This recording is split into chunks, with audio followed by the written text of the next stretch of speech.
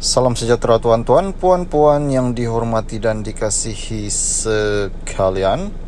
Pemuda PAS senaraikan 5 bukti di AP promosi Islamfobia. Dewan Pemuda PAS hari ini mempertahankan kenyataan presidennya Abdul Hadi Awang yang mengaitkan DAP yang juga komponen PH sebagai parti ekstrim dan mempromosi Islamfobia. Naib Ketua Dewan Pemuda PAS Hanafi Zulkapli berkata kenyataan Abdul Hadi itu adalah berasaskan fakta yang menunjukkan pelakuan serta tindak tunduk pemimpin DAP menolak asas perlembagaan persekutuan bersikap Islamfobik dan rasis.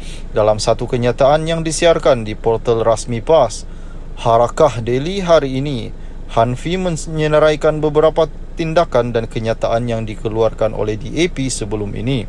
Sehingga kini DAP masih berpegang pada deklarasi setapak yang berhasrat mengubah status Malaysia Bumi Putra dalam Malaysia. Deklarasi tersebut tidak ditarik balik sehingga kini. Gesaan Senator lantikan DAP Ngah Hock Chen pada April 2019 untuk menggugurkan status kaum termasuk status Islam kepada MYKAD kononnya atas dasar mewujudkan identiti nasional. Pendirian Ngeh Koham pada tahun 2014 yang menyatakan hak untuk murtad patut diberikan kepada orang Islam. Sehingga kini kenyataan tersebut tidak ditarik balik. Kenyataan Ngah Koming pada 14 November lalu sewaktu kempen PRU15 yang menyatakan gabungan PN sebagai kerajaan Taliban hanya kerana ketegasan PAS berkenaan kawalan aktiviti maksiat. Kenyataan tokoh besar DAP Lim Kim Siang pada Oktober lalu yang menyebut Malaysia tidak memerlukan ketuanan Melayu, sebaliknya hanya memperlakukan ketuanan Malaysia, katanya. Menurut Hanafi, semua kenyataan dan pendirian itu jelas menunjukkan sifat malignan DAP terhadap fabrik sosial negara. Semalam Hadi Awang menyatakan demi kepentingan politiknya, DAP yang tidak berakidah dan tidak bermoral perlu menunjukkan belangnya secara terbuka dan rakus.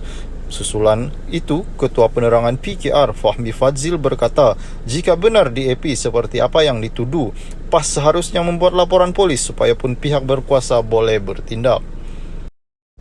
Salam sejahtera tuan-tuan, puan-puan yang dihormati dan dikasihi sekalian. Fahmi kecam hantaran berkaitan PN fitnah Anwar. Ketua Penerangan PKR Fahmi Fadzil mengancam sebuah halaman Facebook berkaitan PN yang menyiarkan hantaran politik yang ditaja dengan kandungan yang salah atau boleh dipersoalkan yang dilihat untuk memburukkan kerajaan baru. Ia termasuklah penceritaan sejarah yang tidak tepat berkenaan kota orang Islam yang dikepung dan kemudian penduduknya dibunuh tentera Mongol.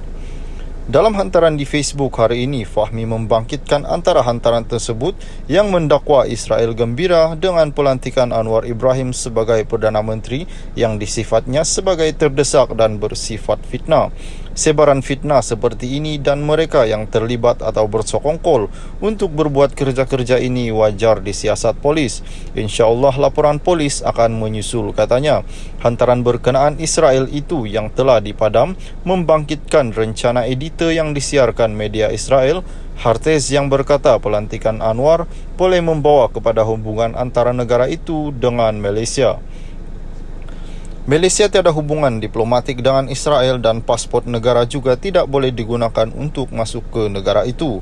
Halaman yang membuat hantaran itu bernama Perikatan Nasional for Malaysia dan diwujudkan menjelang PRN Melaka pada tahun lalu. Hantaran tersebut serta 28 lagi hantaran lain dengan beberapanya